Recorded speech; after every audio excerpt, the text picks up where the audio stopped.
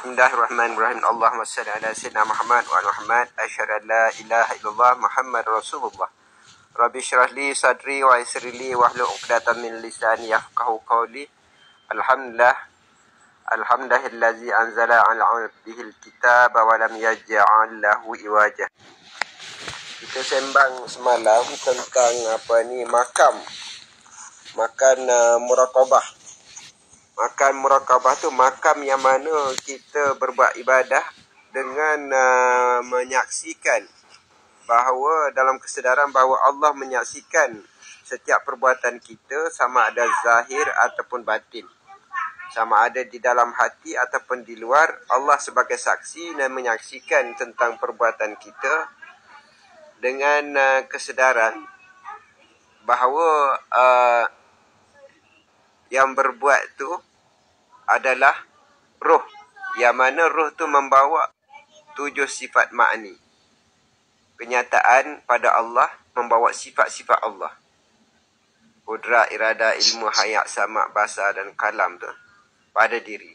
Jadi orang yang berada pada makam muraqabah ni, yang mana dia dapat menyaksikan bahawa Allah menyaksikan dia. Dia merasakan bahawa Allah menyaksikan dia. Walaupun dia tak dapat tengok Allah, tak dapat melihat Allah, tapi dalam kesedaran bahawa Allah melihat setiap gerak laku dia, perbuatan dia. Di sini orang yang masih lagi ada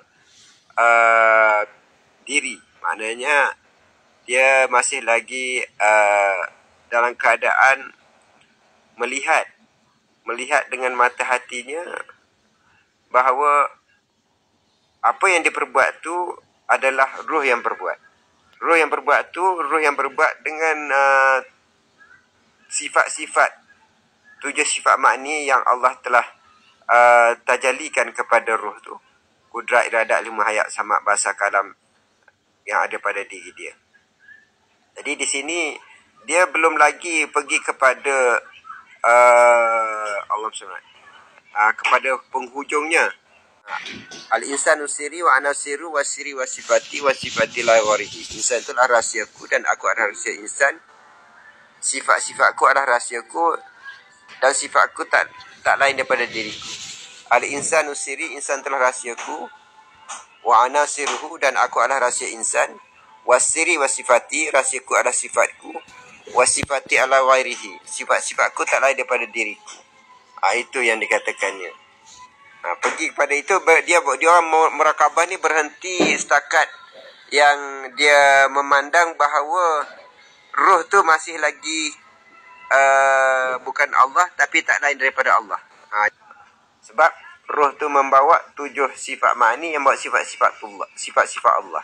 Penghujungnya yang kita kata tu, roh adalah, dia kata walaupun roh bukan Allah, tetapi roh tu tak lain dari Allah.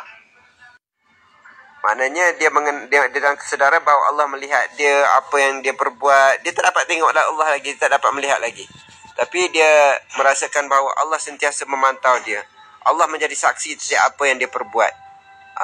Tapi di hujung-hujungnya tu, dalam kesedaran bahawa roh lah yang berbuat. Roh tu daripada mana? Roh tu daripada Allah. Pentajaliannya dalam roh tu ada 7 sifat ma'ni pada roh tu. Sifat-sifat itulah yang berbuat. Dan sifat-sifat itu adalah sifat Allah. Dia berhenti dekat situ hujung dia.